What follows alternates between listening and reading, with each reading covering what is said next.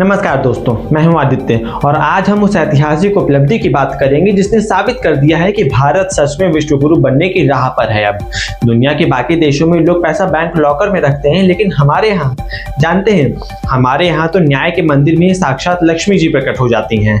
वाह, क्या आध्यात्मिक व्यवस्था है। अब देखिए साहब, अगर एक आम आदमी के घर में 2 लाख रुपए भी मिल जाए तो पड़ोसी तक पूछने लगते हैं कि भैया इनकम टैक्स का नोटिस कब आ रहा है। लेकिन जब करोड़ों रुपए मिले, वो भी एक जज साहब के घर से, तो पूरा सिस्टम इतनी शालीनता और तहजीब से बोलता है जांच चल रही है। यही तो भारतीय लोकतंत्र की खूबसूरती है, संयम, संस्कार और वो सिलेक्टिव स्पीड जो बड़े नामों को देखते ही विनम्र हो जाती है।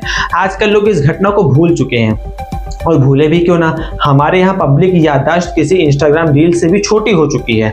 कल जज साहब के घर से करोड़ों निकले थे, आज कहीं पुल बड़ा सा गिर गया, परसों चुनाव की तारीखें आ गई और कल किसी नेता ने कोई विवादित बयान दे दिया। बस नए ब्रेकिंग न्यूज के नीचे मलबे की तरह ये घोटाले किसी ऐसे दब जाते हैं जैसे पुरानी फाइल पर सरकारी दफ्तर की धूल। चुनाव का मौसम आते ही जनता का ध्यान मुफ्त की रेवड़ियों और भावुक नारों पर सेट कर दिया जाता है, ताकि किसी को याद ही ना रहे कि इंसाफ के तराजू के नीचे नोट की गड्डियां दबी हुई थीं। असल में मुद्दा खत्म नहीं होता, बस उसे दूसरे शोर शराबे से ढक दिया जाता है। मुझे सबसे ज्यादा गर्व इस बात पर हुआ कि करोड़ों रुपए मिलने और जली हुई नकदी के वीडियो सामने आने के बाद भी देश में कोई हड़कंप नहीं मचा। सिस्टम इतना शांत रहा जैसे जज साहब के घर से कैश नहीं बल्कि पुरानी एनसीईआरटी की किताबें निकली हो। और एक्शन देखिए, ट्रांसफर कर दिया गया। वह भारत में ट्रांसफर ही एक ऐसा ब्रह्मास्त्र है जो हर समस्या का समाधान हो जाता है। सड़क टूटी तो अफसर ट्रांसफर, पेपर लीक हुआ तो अधिकारी ट्रांसफर, और करोड़ों मिले तो जज साहब का ट्रांसफर। यानी भ्रष्टाचार कहीं नहीं जाएगा, बस उसका पिन कोड बदल जाएगा। ऊपर से हमें भरोसा दिलाया जाता है कि जांच होगी, भैया शांत रहिए। भारत में ये वाक्य सुनते ही जनता समझ जाती है कि भैया मामला अब इतने सुरक्षित हाथों में है कि सच्चाई भी चाहकर बाहर नहीं निकल सकती। अब आप जैसे कुछ नकारात्मक लोग इसे भ्रष्टाचार का नाम देंगे, लेकिन ये तो आत्मनिर्भर अर्थव्यवस्था है दोस्तों। सरकार डिजिटल इंडिया की बात करती रही, लेकिन कुछ लोगों का लगाव कैश से खत्म ही नहीं हुआ। ये उनका नॉस्टैल्जिया जो ठहरा, हमारे पुराने भारतीय संस्कार।